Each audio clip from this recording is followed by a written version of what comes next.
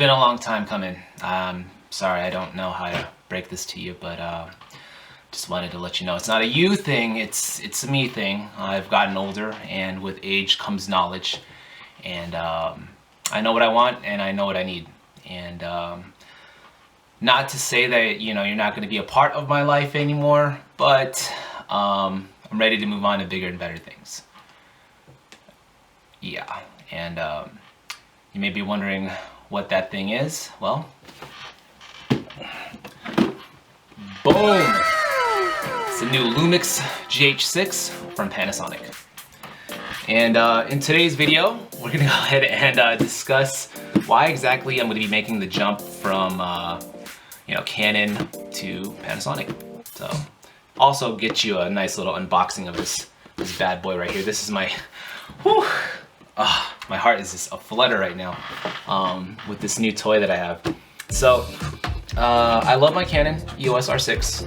I've been shooting it for 2 years now, since it came out in 2020. And yeah, you know, it's been great for photos. I knock it out the park all the time. I've got the instruction booklet here. But the limitations now, I'm doing a lot of video these days, and it's not really hitting all the main points that I need. First of all, 4K. All right, let's go ahead and talk about 4K. It overheats. There's no getting around that. The camera overheats if I record directly into the camera itself. All right, speaking of which, if you look at that, the top right of my monitor right now, the R6 is overheating. It wasn't even shooting in 4K, man. I'm trying to take a photo here of it for the thumbnail for this video, and it's freaking overheating. What the heck, man? So yeah, yeah, I love you, but this is a big no-no, man. I can't have this. I can't have this, dude. I can't have it. So that's kind of my first issue. So I drop it down to 1080p, and now I'm also shooting with a Atomos Ninja 5, so that kind of alleviates it a little bit more. But regardless, the 4K overheating is kind of a thing. The other big issue with shooting videos with my R6 is timeout. I don't know, Canon, like, if you guys can kind of just get rid of the feature, if you have like an HDMI plugged in to, like, you know, an external monitor or something going out, it's kind of a pain in the ass to actually, like, you know, hit a button or something on the camera to wake it up or keep it awake, because there is a function where you can actually turn off the auto shut off on, you know, the R6, but you know, the thing that kind of peeves me is that when the display turns off, the actual you know, everything shuts down, and it's not very productive for my workflow. So, you know, especially if I'm doing like long form interviews, this and that. Granted, you know, I shoot in short bursts as a videographer. I typically don't do long form stuff unless it's, you know, for the work. But you know, it's kind of those nuances that kind of get me. And when I was looking into a new camera, a lot of people have been discussing about Panasonic and how amazing the GH5 is.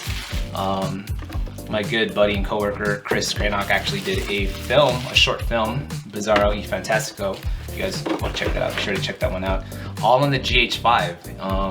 High dynamic range. It's just like, it's an amazing camera. So I bided my time, and I waited for the release of the successor to the GH5, not the GH5 Mark II. Mind you, the GH5 Mark II is a great camera still in and of itself. Ooh, nice little strap here. But you know, I might as well wait for the latest and greatest system. I'm doing a lot more videography here in Las Vegas, so you know, I want to be able to compete with a lot of other people that are in the industry right now. So here we go, the Panasonic GH6. So you got all the goodies. You got cables. You got USB. You got the power system. Bada bing, bada boom.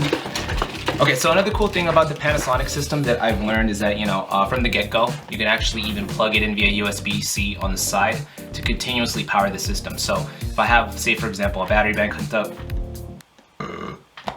sorry, if I have a battery bank hooked up to the camera, it'll continuously power that system so I can keep recording pretty much, which is really what I need as well too. So I'm gonna be getting into a lot more interview stuff.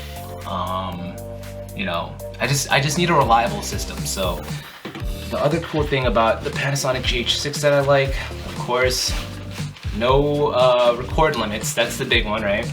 It has every codec under the sun. I'm gonna be doing a comprehensive video with it in terms of shooting, the different settings, this and that. So keep your eyes peeled for that. But I mean, look at this guy. You see these vents? In one way, out the other ear, just like how I listen to people sometimes. But you know, it's got a ventilation system. That's crazy. That's awesome. So you know, no more having to worry about you know, stuff overheating and like messing up shoots, which is great. I mean, yeah, there's a lot of really great features out the gate with this camera system. You know, and there's gonna be more stuff later on down the road. Another cool thing that I'm really excited for is the fact that you can actually plug in a solid state drive. It's not out yet, but it is anticipated with a firmware update. It might be out now if you're watching this in the future. Cool. I'm probably doing some crazy stuff with it. And so yeah, so definitely keep an eye out for that.